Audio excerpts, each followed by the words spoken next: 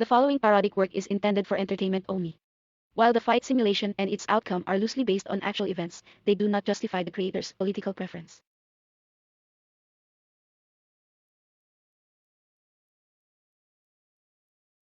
All right, coming up next, it's a UFC flyweight division matchup.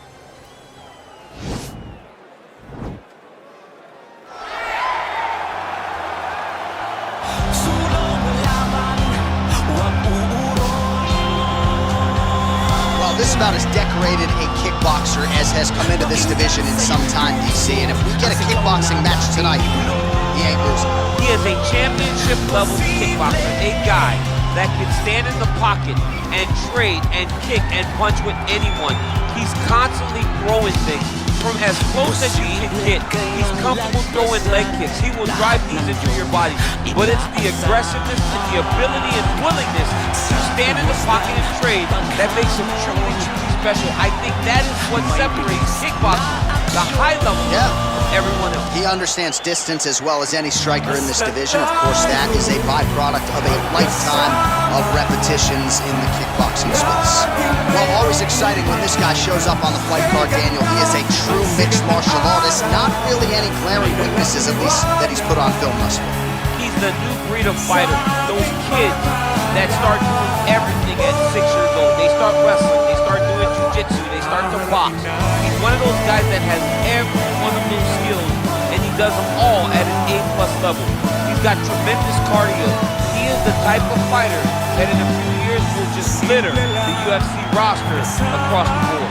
And oftentimes his opponents will say he doesn't really do anything special, but he does everything at a plus level, and he believes he'll have a lot of advantages in this matchup tonight. And now our tail to tape for this flyweight tilt.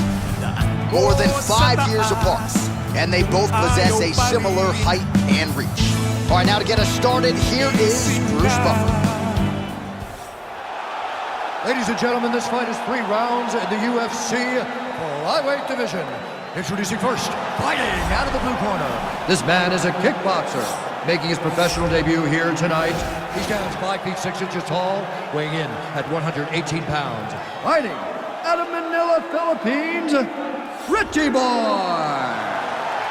And now introducing his opponent, fighting out of the red corner. This man is a mixed martial artist, making his professional debut here tonight. He stands 5 feet 4 inches tall, weighing in at 117 pounds. Fighting out of Manila, Philippines, Bongbong. And when the action begins, our referee in charge of the octagon, Dan Bergliata. So Dan Bergliata shares the cage. Ready? Ready?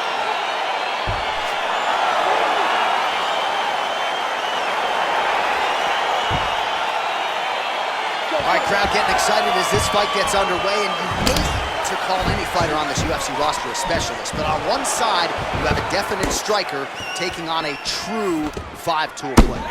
And you see a guy in the striker who knows exactly who he is. He knows where the fight needs to be. He knows what he has to do in order to be successful.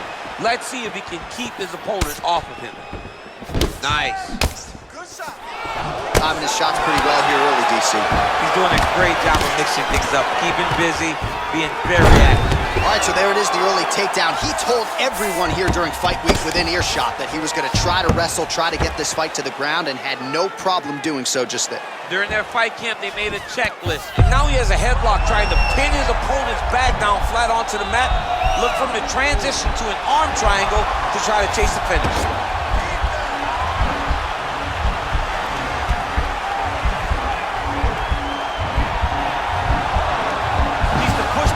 Side.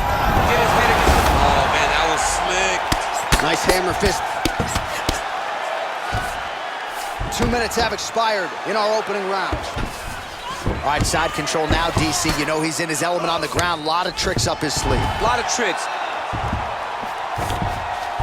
All right, well, both fighters pretty comfortable on the ground, DC, but you got to be very careful hanging out here for too long if you're his opponent. Close guard.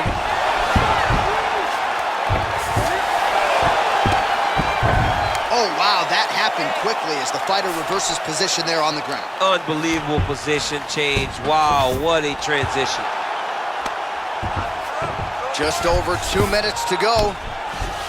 All right, close guard now. He loaded up on that right hand, too. Oh, nicely done there as he escapes back to his feet. The combination lands, and it seemed like almost every strike found the target. He's so accurate when he decides to attack. It is a sight to behold. Well, he has stayed busy, and he has stayed accurate. Nice combination there. Very accurate, a lot of activity, and the hands look phenomenal tonight. Whiffs on the straight right hand. Oh, he did a great job of rotating him into his underhook.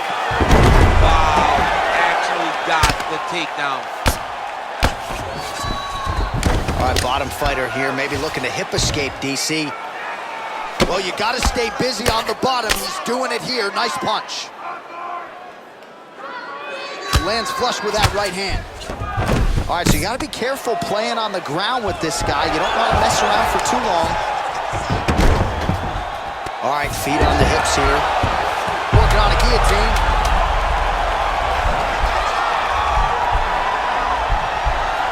Oh, and there's the horn at the end of the round. So the fighter was really caught in a submission there just as the horn sounded. Safe to say he was saved by the bell there. So back to the stools they go. 60 seconds to recover here. We're going to fight on, ladies and gentlemen. Another round coming up. Well, what a round it was, especially from a striking standpoint. DC, take us through. High-level striking. I mean, this is what people come through the doors to see. Two men stand on a quarter, chest to chest, forehead to forehead, and let it all fly. I'm surprised nobody went out, but it does excite me for the next round.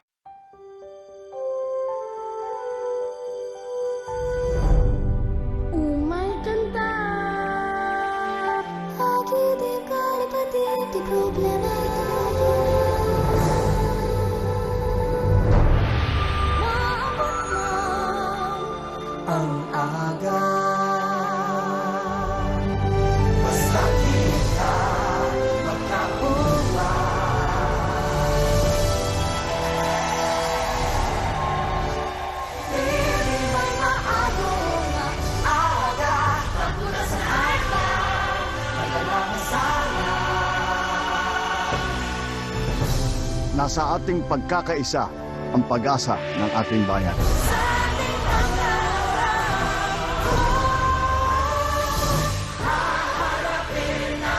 Sama-sama tayong pabangon muli.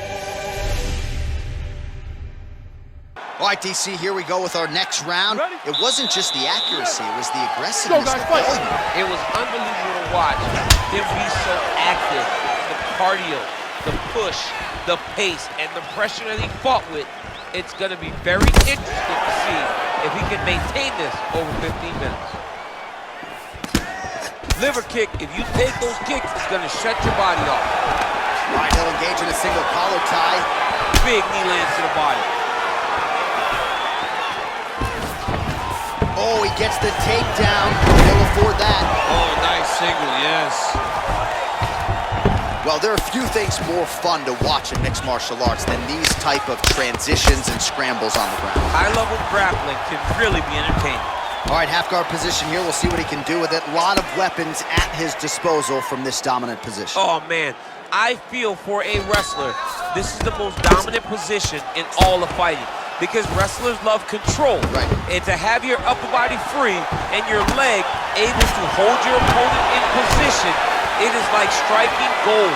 Build your posture, throw your punches, big damage, but then always control the far side. Underhook, this is a great position for a top fighter. Just misses with the straight right. Well, he was a little bit lackluster in round one. You can't say the same here in this second round. He has really picked up the pace, an uptick in the aggression and the output. Man, he has a great double leg. My goodness, he has a great double leg.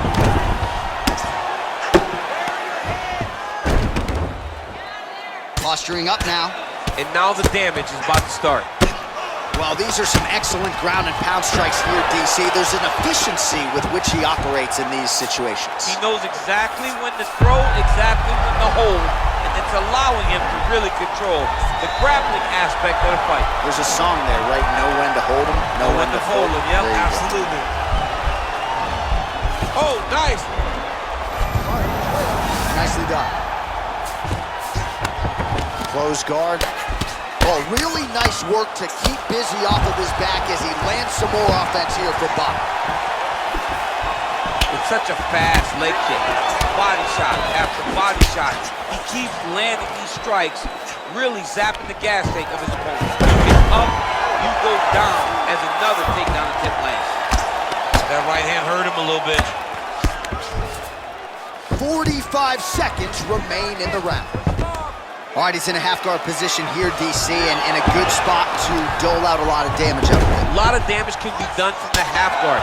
You sit back on that leg, you press down into your opponent, you drop elbows, you drop punches.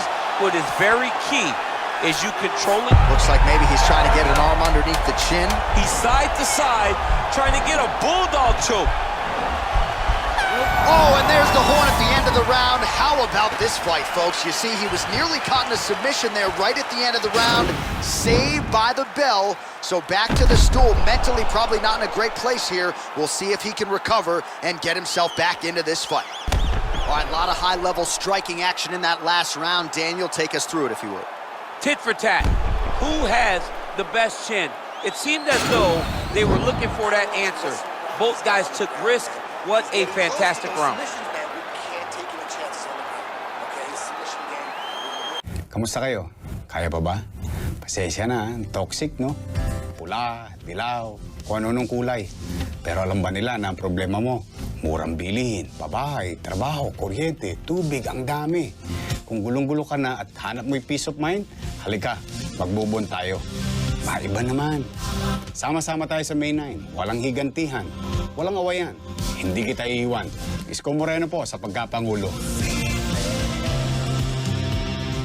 All right, here we go with our next round, and really shades of the Diaz brothers in that previous round. A lot of volume, a lot of accuracy, just a lot of efficiency on the feet. Very, very efficient. Good round in the sense that he did not throw everything with absolute power, but he was touching the entire time. Then every now and again, he would set down on a strike that was really damaging his opponent. Nice punch there. Real quick leg kick.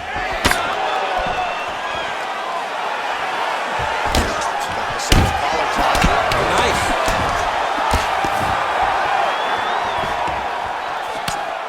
Oh, he got that knee up to the head. Oh, man, I'm starting to feel bad for the canvas as he lands another takedown there. He landed another takedown, and he's doing it over and over again. What I am a massive fan of is his cardio, the ability to be able to keep this pace over and over as he hits these takedown attempts. He jumps on a headlock. We call this in wrestling just a headlock. And if you're not careful, you can get stuck in an arm triangle. Watch triangle, watch triangle.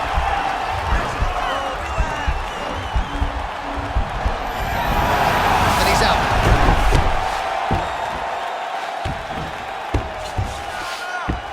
All right, side control now. We'll see if he can advance position. All right, he's very comfortable fighting off his back, DC. Now looks like he's trying to hip escape. Yeah, he's trying to hip escape or maybe look for a Kimura here.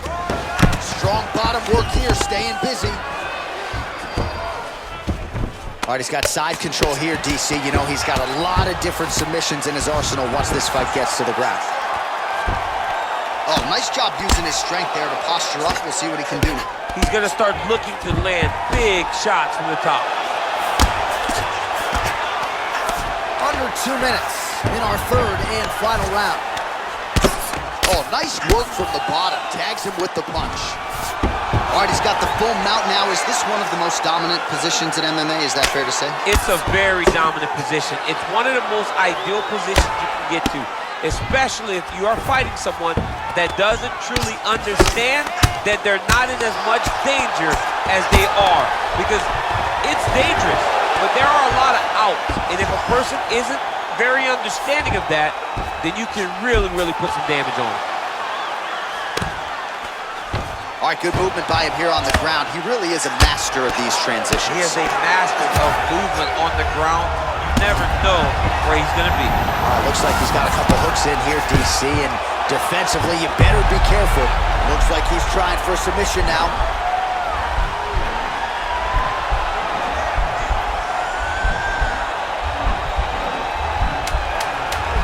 He is doing a really good job of relaxing kick.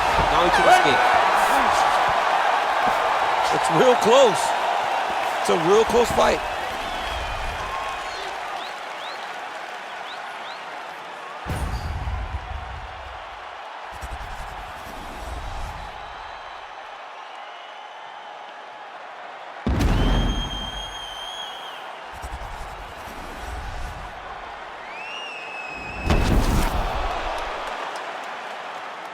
All right, the official decision is now in. Here is Bruce Buffer. Ladies and gentlemen, after 3 rounds, we go to the judges' scorecards for a decision. Judge 1 scores this contest 29-28, pretty ball. Judge 2 scores it 30-27, boom boom. And Judge 3 scores it 29-28 for the winner by split decision. Boom boom! Those split decisions are something else. He is happy to exhale at this point in time. It was a close fight, and the judges certainly felt that way as well. It's the worst feeling in the world. You go to the middle and you're just not sure. Your heart is beating so fast, especially when you hear your opponent's name called right before you ultimately win the fight. He put in a lot of work, fought through the adversity, and got the job done. You should be very proud.